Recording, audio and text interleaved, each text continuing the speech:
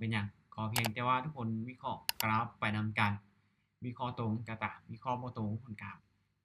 ผ่านได้หรือว่าไปตรงกันข้ามกันได้เนาะ BNB ว่ะอาจารย์แม่นแล้วเนาะกราฟของ BNB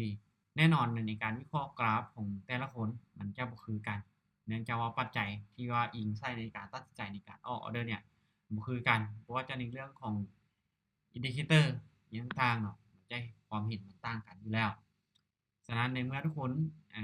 จะเทรดทุกคนก็ต้องได้มีการพิจารณาในการวิเคราะห์กราฟไปนำกันถ้าโอเคเห็นตรงกันก็ออกออร์เดอร์นำกันได้ และสำคัญคือในเรื่องของการบริหารต้นทุนเนาะเราเทรดเท่าที่เรายอมรับความเสี่ยงได้มีงบหลายหรือน้อยก็เทรดเท่าที่เรายอมรับความเสี่ยงได้โอเคมาอีกประมาณสัก2 นาทีได้เอาง่ายคือเอาเป็นออเดอร์ต่อไปซะในรอบนี้กราฟในจุดนี้เนาะก็มีการปรับตัวขึ้นไป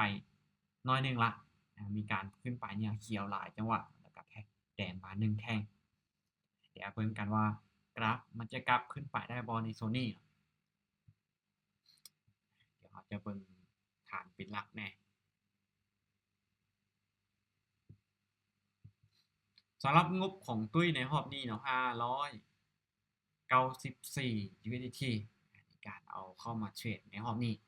เบิ่งกันว่าเขาจะทำกำไรจากมันได้หลายน้อยส่ำใดหรือว่าเขาจะเข้าตลาดได้บ่อันนี้มาเบิ่งนำกันโอเค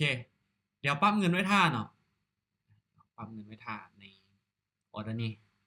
ถ้าว่ากราฟมันเป็นแท่งน้อยแบบนี้เนาะเดี๋ยวผ่านไปก่อนพอกราฟมันดิ้น1จังหวะขึ้นลงในจุดเนี้ยดิ้นในกรอบที่ว่าปลายไส้เทียน1จังหวะนี่บ่ได้นี่เดี๋ยวผ่านไปก่อนรอให้มันเป็นแท่งเทียนที่มันชัดเจนแล้วค่อยออกออร์เดอร์แล้วใครที่วิเคราะห์ได้ก็ออกก่อนได้วันนี้คือเอาคืนมาและอาจารย์กับปกติเนาะแต่ละครั้งบางครั้งก็เทรด400 500บางครั้งก็700 800ก็มีในการที่เอามานี่ก็บ่น่าว่าเอามาเท่าไรจะเทรดเสียให้เบิดเลยเนาะก็บ่ได้หมายความว่าจังซั่นถ้าเอาเข้าตลาดบ่ได้แล้ว 2-3 ไม้เห็นว่าตลาดมันผันผวนตลาดมันสวิงก็จะพักโอเคถือว่าแห่งขายดันราคาลงมาในจังหวะสุดท้ายจุดนี้ถือว่าดันราคาลงมาหลายฉะนั้นเนาะในไม้แรกนะต่างไปที่ฝั่งขา1ข้างเนาะเอาซิมตารางไปเบิ่งเด้อเดี๋ยวขายทดสอบราคาในจุดนี้เพราะว่าแห่งขายที่มันดันราคาลงมาก็ค่อนข้างจะเข้ามาหลายเบิ่งจากแท่งเทียนที่ผ่านมาเป็นแท่งเทียนที่ยาวเลยล่ะฉะนั้นจุดนี้เราตามขายไป1ออเดอร์อย่าเบิ่งกันว่ากราฟจะดันราคาลงมาต่อบ่แน่นอนว่าถ้าเราเบิ่งจากแท่งเทียนที่ผ่านมาเนี่ยจะเห็นได้เลยว่าแห่งขายเนี่ยค่อนข้างจะเข้ามาหลายสมควร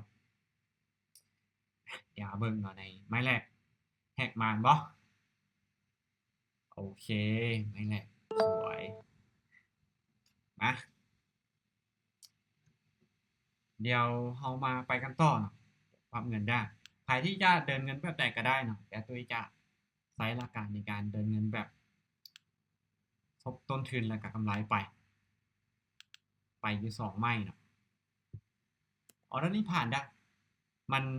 เป็นแท่งเทียนแห่งขายที่มันปรับตัวเนี่ยมันกลับลงมาเนี่ยเป็นแท่งเทียนที่ใหญ่เนาะแต่จังหวะที่มันกลับขึ้นไปแท่งเขียวที่กลับขึ้นไปมันก็เป็นแท่งที่ใหญ่คือกัน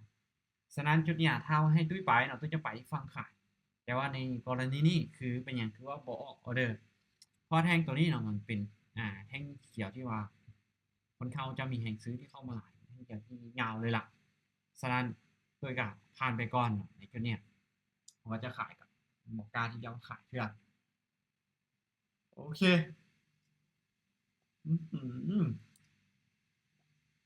ถือว่ากลับลงมาได้อยู่พอเนาะเดี๋ยวเบิ่งถ้าว่าในแท่งตัวนี้ยังมีแห่งขายที่ดันราคาลงมาอยู่เขาจะตามขายต่ออีก1ครั้งได้แต่มาเบิ่งกันว่าแห่งขายมันจะเข้ามาบ่ถ้าหากว่ากราฟมันนิ่งก็จะผ่านโอเคขายทุกคนได้ขายเลยพอเนาะมีการยับลงมาอยู่แห่งขายมีการดันอยู่1จังหวะในจุดนี้ฉะนั้นออเดอร์เนี่ย ตามขายอีก1ครั้งเอาแหงขายในจุดนี้เนาะก็ถามว่าเขามาหลักบ่ก็บ่หลักปานใดแล้วก็บ่ค่อยชัดเจนปานใดเนาะมันเคลื่อนที่ลงมาในจังหวะสุดท้ายเนี่ยน้อยหนึงถือว่าเป็นแหงขายลงมาอะเดี๋ยวเรามาเบิ่งนำกันหมายมีว่าจะดันราคาลงมาต่อบ่โอเคว่าจังได๋สวยๆพ่อเนาะโอเคจัดไป2ไม้งามๆอะ โอเค ถ้าหากว่าในบริเวณนี้แห่งขายยังดันราคาลงมาอย่างต่อเนื่องเนี่ยตัวย่อมีโอกาสที่ว่าตลาดเนี่ยยังจะราคายังจะปรับตัวต่ำลงมาเรื่อยๆเนาะฉะนั้นจุดเนี่ยอ่ะโอเค ในออเดอร์เนี่ยโอ้โหเปิดโอ้ผ่านคนได้โอ้โหขึ้นไปขึ้นแหงแต่กระลงแหงคือกันโอ้คิดว่าแห่งขายมันจะยังดันราคาในจุดนี้ได้อยู่ แบบเคลื่อนที่แป๊บเดียวนึงปุ๊บวับเลยสำหรับจุดใดที่ว่ากราฟมันสวิงมันเคลื่อนที่ที่แรงเกินไปถ้าว่าเราบ่กล้าในการเอาออเดอร์กลับผ่านเนาะด้วยบางจุดเนี่ยเวลาที่กราฟมันเคลื่อนที่แรงเกินไปเนี่ยตุ้ยจะบ่มักออกออเดอร์เอ้าอาจารย์เคยเจอแบบแบบว่ากดออเดอร์แบบมันดีขึ้นแบบสูงๆอะนะแบบยาวๆเคยเจอแบบนี้เคยเนาะมันก็เคยแล้วช่วงหลังโดนๆก็จึงเห็นช่วงไหนที่กราฟมันสวิงดีๆมันจึงเห็นในช่วงนั้นแต่ว่าหลังๆมานี่ก็บ่ค่อยเจอแล้วบ่บางแท่งเทียนเนี่ยมันก็ยาวอีหลีบ่แท่งตัวนี้แบบอ่ะโอเคมานี่โอ้โหขายอีกคนได้มาขายอีกเลยให้แท่งนี่ก็ถือว่าแท่งขายยังลงมาอยู่ซะในจุดเนี้ยเอาก็ตามขายไปอีกคือเก่าเน้นไปที่ฝั่งขายอย่างเดียวในโซนนี้พอเบิ่งจากว่าทิศทางของตลาดคนเขาจะไปในฝั่งขายเสียหลายกว่าในนกตลาดที่มันต่ำลงมาอย่างต่อเนื่องบอกเขาตีเส้นเฉลี่ยเนี่ยจะเห็นได้ชัดเจนว่าราคาเนี่ยปรับตัวต่ำลงมาอย่างต่อเนื่องเลยอ่ะโอเคสวยชัวจัดไปมาเดี๋ยวเบิ่งในชุดนี้ถ้าว่าโอเคแท่งตัวนี้ยังมีแฮงขายดันราคาลงมาเนี่ยจะตามขายลงมาได้แต่ถ้าว่ามีแฮงซื้อที่ดันราคาขึ้นไปชุดเนี่ยตุ้ยจะบอกออเดอร์ตุ้ยบอกกันเลยเนาะ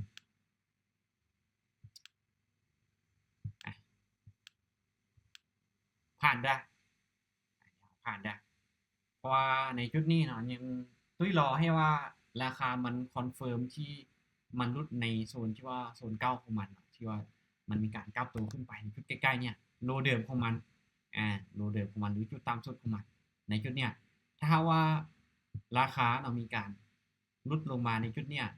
จะตามขายลงมาอีกเพราะแนวโน้มของตลาดมันเป็นเทรนขาลงบอกจะรอขายกับในจุดที่ว่ามันใกล้กับฐานนะครับแล้วรอให้ราคามันคอนเฟิร์มมันลดหรือว่ามันทะลุในจุดที่ว่าเป็นจุดต่ำสุดเดิมของมันโลเดิมของมันแล้วจึงจะตามขายเพราะถ้ามันบรุษลงมาเนาะในจุดเนี้ยก็มีโอกาสที่จะกลับขึ้นไปฉะนั้นบางจุดที่ว่ามันลงมาใกล้กับส่วนที่เป็นฐานนะครับอาจจะบ่ได้ออกออเดอร์โอเคในจุดนี้เนาะราคาของมันก็ถือว่าดันราคาลงมาอยู่ออเดอร์เนี่ยตามไปที่ฝั่งขายได้โอเคเราตามขายได้บ่ก็คือที่ว่าตุ้ยก็รอจุดนี้มาจุดนี้มาที่ว่ากราฟรอให้มันลุดโลเดิมของมันในจุดเนี้ยราคาต่ำสุดของมันถ้ามันลุดลงมาในจุดนี้ออเดอร์นี้ก็ตามขายลงมาอีกมาเดี๋ยวเรามาลุ้นกันโอเคปัจจุบันนี้ก็ถือว่าดันราคาลงมาค่อนข้างจะงามเลยล่ะโอเคสวยๆพ่อเนาะนี่ถือว่างามๆออกไปอยู่4ออเดอร์จะบ่ได้ออกออเดอร์ติดๆกันสำหรับค่อยออกเป็นบางจุดบางจังหวะในจุดนี้ถ้าว่าราคามันลงมานี่นะลุดจุดนี้ลงมาแล้วดันราคาลงมาถือว่าต่อเนื่องเนาะฉะนั้นในโซนเนี้ยเขาขายอีก1ครั้งได้จัดไปที่ขายอีก1ครั้งเน้นไปที่ฝั่งขายในจังหวะตลาดแบบนี้เนาะ เบิ่งกันว่ากราฟจะดันราคาลงมาได้งามๆบ่แน่นอนว่าถ้าว่าตลาดมันแนวโน้มที่ว่าปรับตัวลงมาแบบเนี้ยเราจะเน้นขายหลายกว่าบ่แนะนำให้ซื้อปานใดอ่ะเดี๋ยวเรามาเบิ่งกัน โอเคถือว่างามๆพวกเนาะบ่ถือว่าจังหวะตลาดถือว่าเป็นเทรนขาลงมาเลยล่ะเดี๋ยวเรามาเบิ่งกันเดี๋ยวจะเบิ่งอดีตของมันแน่โซนนี้ก็ถือว่าเป็นโซนที่ว่าลงที่ว่าจุดที่มันมีแห่งซื้อที่ว่าจังหวะที่มันขึ้นพักตัวแล้วลงมาในจังหวะนี้โอเคออเดอร์นี้ผ่านเด้อออเดอร์นี้เดี๋ยวผ่านไปก่อนว่าจังหวะที่แห่งซื้อตัวนี้เนาะมันมีโอกาสที่จะเป็นไปได้ทั้งสองว่าจะพักตัวแล้วลงมาต่อเป็นไปได้เนาะมันสองจิตสองใจแต่ถ้าเอาไผ่ที่เบิ่งจากอดีตที่ผ่านมาของมันเวลาที่กราฟมันปรับตัวลงมาเนาะ4-5แท่งเขียวที่ผ่านมานี่นะกราฟมันจะลงมาเขียวมันจะมีการพักตัวเขียว1ออเดอร์เท่านั้นแล้วกราฟมันจะดันราคาลงมาต่อถ้าไผ่ที่สังเกตเบิ่งแท่งเขียวย้อนหลังแต่ว่าจุดนี้คือตัวนี้ขอผ่านไปก่อนโอเคโอ้ถือว่าจังหวะนี้ดันขึ้นไปเป็นบอกอยู่ใดที่เราบ่มั่นใจก็พยายามผ่านบ่แม่นเราจะเอาแต่จุดนี้50ก็สิออกเดี๋ยวไปกันต่อเด้อ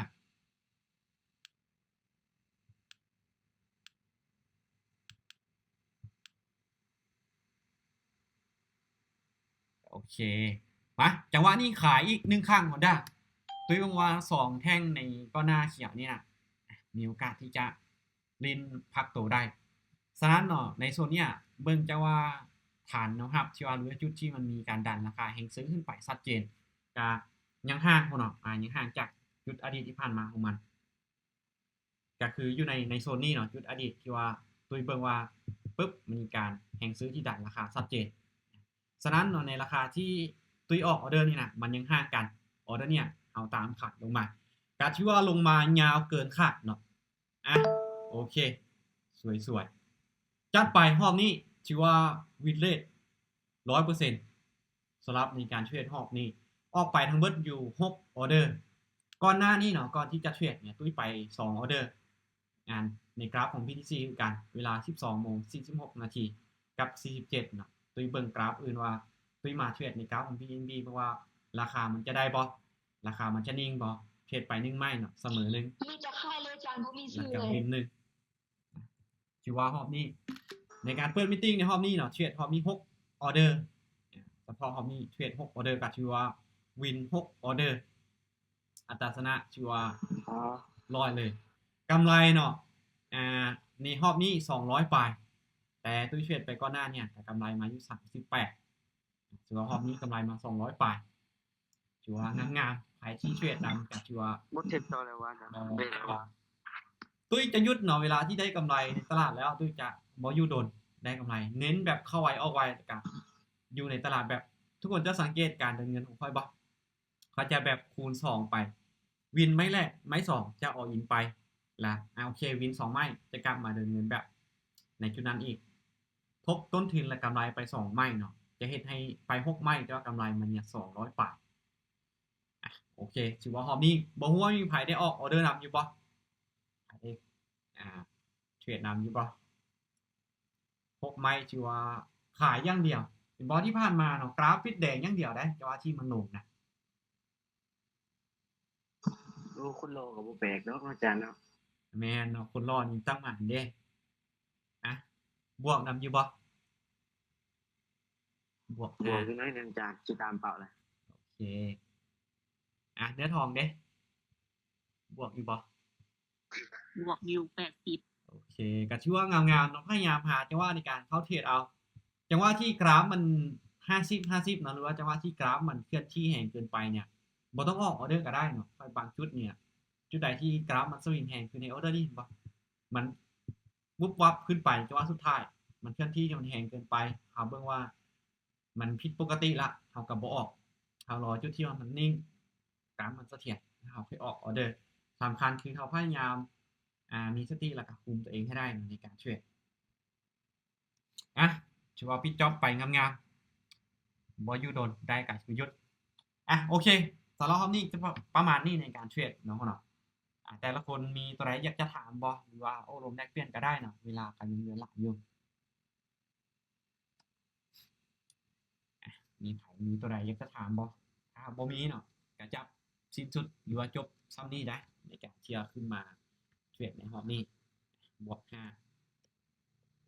อาจารย์ถือตามเทรนด์อยู่บ่อาจารย์ แม่นเนาะคือส่วนหลายจะเบิ่งตามเทรนด์ตามแนวโน้มแล้วก็ตามพฤติกรรมของตลาดก็คือที่ค่อยตีให้ทุกคนเบิ่งไปว่าภาพรวมของตลาดหลักๆเนาะก็คือตลาดเนี่ยมันเป็นเทรนด์ขาลงที่ปรับตัวลงมาเรื่อยๆเนาะจะเห็นว่าค่อยออกออร์เดอร์ขายเฉพาะในจุดที่มันมีแรงขายที่ชัดเจนเท่านั้นเนาะคือในจุดเนี่ยที่ว่ากราฟเนาะตุ้ยรอให้จังหวะที่กราฟมันรุดโลเดิมหรือจุดตามสุดเดิมของมันนี่น่ะแท่งตัวนี้มันเป็นแดงที่มันบ่ชัดเจนก็บ่ได้ออกออร์เดอร์มารอออกในจุดที่ว่าโอเคให้แท่งมันรุดลงมารุดโลเดิมของมันหรือจุดตามสุดเดิมของมันแล้วจึงมาตามขายบ่จะรอออกในจุดที่ว่าตลาดมันคอนเฟิร์มแล้วเราเบิ่งว่าจุดนั้นมันมีโอกาสที่จะเป็นไปได้หลายที่สุดครับจึงจะออกจะบ่ได้ออกแบบออกทุกไม้เนาะหรือว่าออกทุกๆนาทีที่เราอยู่ในตลาดบ่จะพยายามแบบหาจุดที่ตัวเองนั้นมั่นใจและเป็นจุดคอนเฟิร์มแท้ๆโอเคสำหรับรอบนี้เนาะตลาดนี้อาจจะมีการปรับตัวขึ้นไปสร้างไฮใหม่เนาะแล้วรอเบิ่งว่ามันจะหลุดไฮเดิมของมันบ่ถ้าหากว่ามันบ่หลุดไฮเดิมของมันเนาะตลาดนั้นก็ยังจะขาลงมาเรื่อยๆแต่ในระหว่างที่มันปรับตัวขึ้นเนาะถ้ามันหลุดไฮเดิมของมันอาจจะมีการปรับตัวจากที่ว่าตลาดขาลงมันอาจจะมีการเปลี่ยนทิศทางเป็นเทรนขาขึ้นเนาะปรับตัวขึ้น โอ้อาจารย์เข้าบ่ได้ออกส่งออเลยครับเห็นอาจารย์ตีเส้นไว้มันถึงเส้นอาจารย์เนี่ยคายอยู่แล้วบ่กล้าออก โอเคพอเน้นขายอย่างเดียวคือที่คอยบอกไปโอเคพ่อเนาะสำหรับรอบนี้บ๊ายบายทุกคนเด้อเดี๋ยวพบกันใหม่ในโอกาสหน้าหรือในครั้งต่อไปพ่อเนาะสำหรับ ขอบ รอบ ใจ นี้ หลายๆอาจารย์ขอบ บ๊า ใจ ยบาย